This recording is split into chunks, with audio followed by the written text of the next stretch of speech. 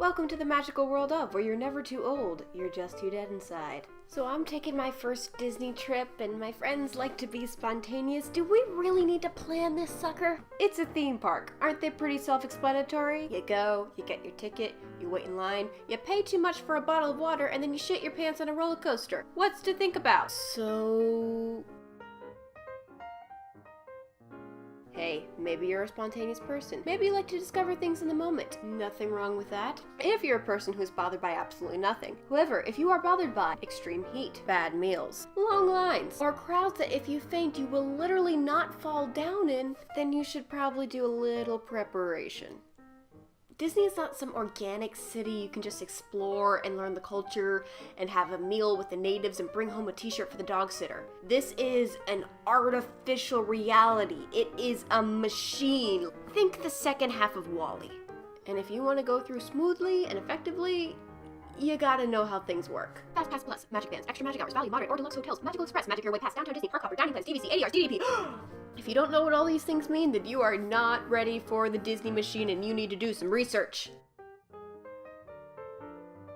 My suggestion? Tour books. I love my books. And my personal favorite? Unofficial Guide. This one is woefully out of date, but I got all my updates on the Kindle because it was nice to be able to pull it up and not carry this big thing around. I know, it looks big. It is big because it has everything you need to know. It's all in here. Important to note, I'm not getting any endorsements for these people. I just really love them. I'll give you a really clear picture. You can skip the sections that don't apply to you. Plus, it's written in this really fun, tongue-in-cheek sort of way. I honestly read it just for fun. Don't judge me. But, of course, there are many Disney tour books, and you should pick the one you feel most comfortable with.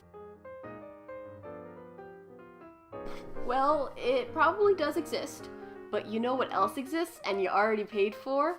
The internet!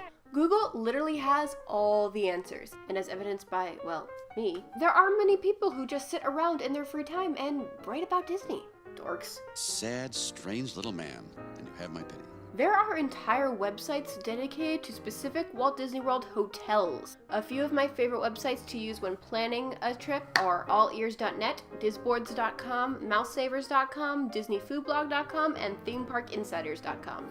Touring Plans, which is the company associated with Unofficial Guide, also has this amazingly helpful website with crowd charts and specialized touring plans based on actual statistics that they update frequently from the park. But you gotta pay a subscription for it. You do get a discount if you buy the book, so that's up to you and how much help you feel you need/want. But pretty much if you have a question about something Disney related, just Google it, and the answer will automatically appear.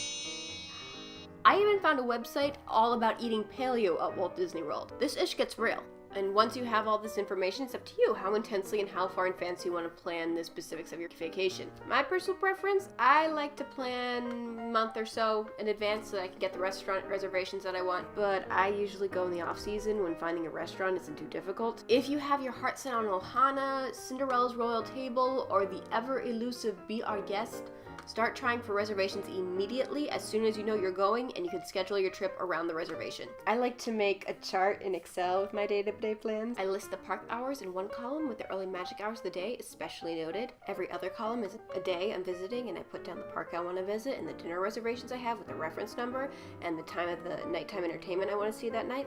Then I share it with my family's Dropbox so we can all pull it up whenever we want to on our smartphones. Yes, I realize this sounds insanely anal. If this was any other type of vacation, I would not go to these lengths. I like a certain amount of spontaneity, but the parks get more and more crowded every year, and the new Magic Plus system will make it even more crowded for those who didn't plan ahead. The difference of going in blind versus going in fully prepared can be the difference between best day ever